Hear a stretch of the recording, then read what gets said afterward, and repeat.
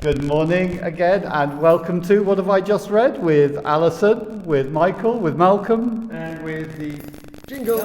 The jingle. Right.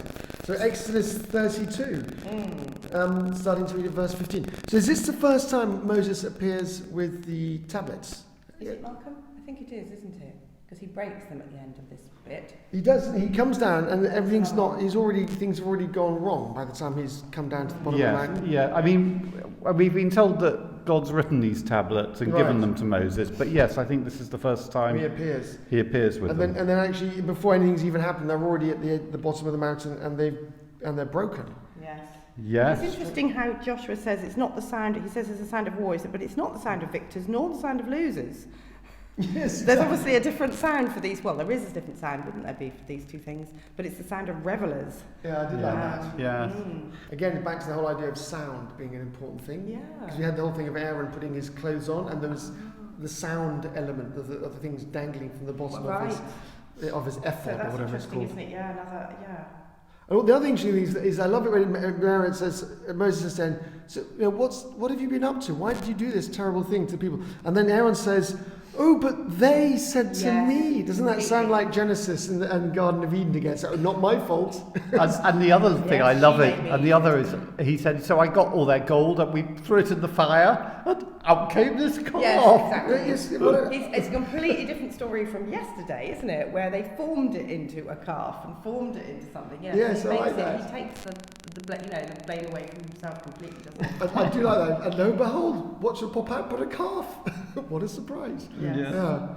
And then you get this really rather frightening Yes. incident at the end. I mean, I would say that what actually happens is civil war, basically. Right.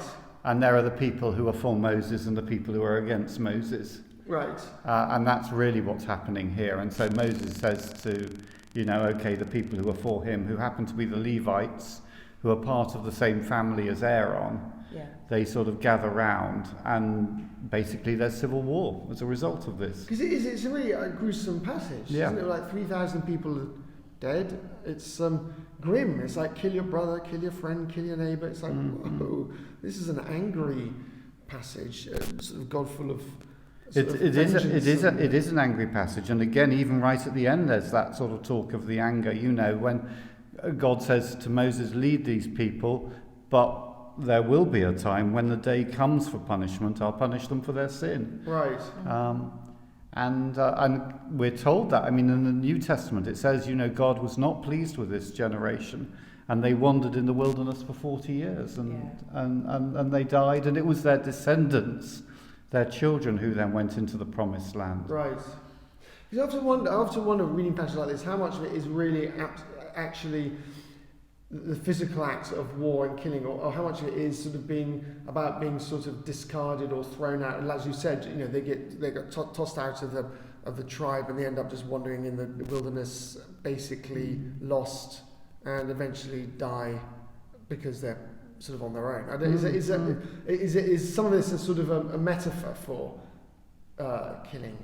That's what I'm trying to say. It could be, but I suspect it would quite well. We see even today it gets pretty brutal, and this happens. Yeah, I think the thing that we sort of struggle with is it seems that that Moses is giving them the instruction to go and kill, and I think that's where we sort of struggle. Is God sort of saying that and in one sense, all I can say is I'm very grateful that I live after Jesus, after the Lord Jesus, so it's sort of in a very different light, and yet I still have to accept this as being part of the Old Testament, of a part of our scriptures. Yeah.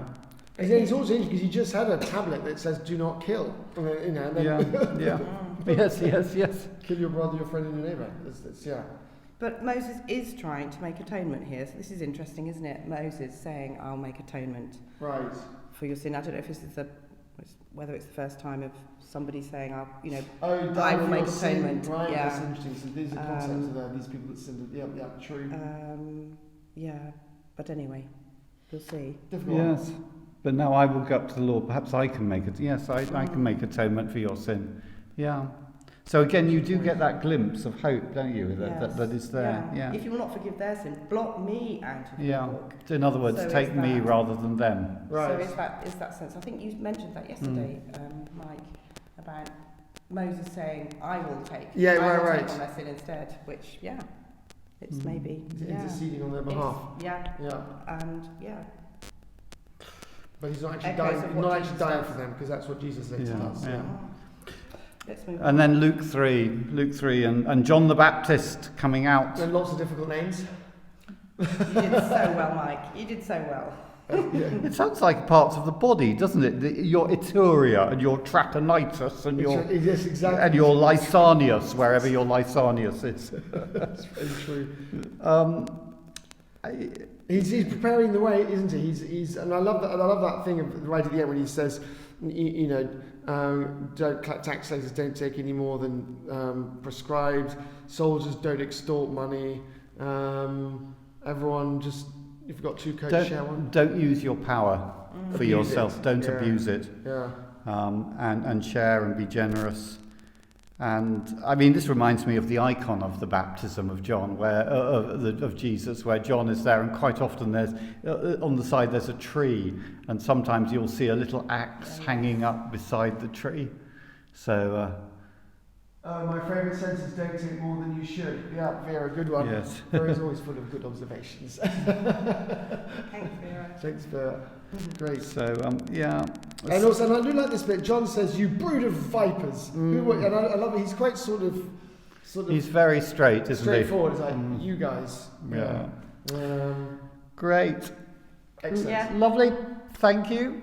Very Lovely good. to see you, Vera and Kirill. Sorry, I didn't say hello in the last one, but really, really nice to see you, and hope Great. you're all keeping well. And Vera, I think you're feeling a bit better now, so that's fantastic. Bless you. Have a Great. wonderful day. Bye-bye. Bye. Bye-bye.